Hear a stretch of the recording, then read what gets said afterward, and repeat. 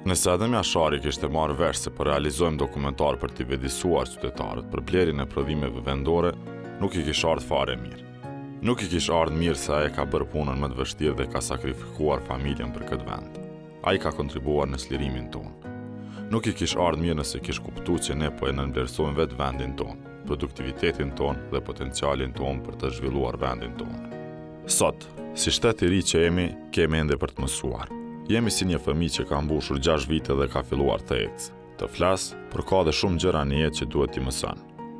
Ne duhet të jemi të kujdesshëm kur e hedhim çdo hap. Duhet të kemi vetbesim dhe të sigurt se çfarë rrugë do të marrim. E rruga vetëm është rruga e zhvillimit ekonomik. Është rrugë e gjatë dhe e vështirë, por nuk ka rrugë tjetër, nuk ka shkurtesa. Por siç thuhet në një thënie kineze, një udhëtim 2000 milësh fillon me një hap të vetëm. E hapi i parë drejt zhvillimit është vetëdijsimi ynë se zhvillimi ndodh kur prodhojmë dhe konsumojmë prodhime vendore.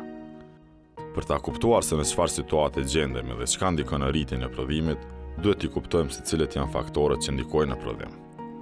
Ata ndahen në shumë faktorë, por ne do të fokusohemi në 3 faktorë kyç: burimet natyrore, dija dhe kapitali. Në fakt, gjithsesi do të flitet për to në 4 epizodet e ardhshme.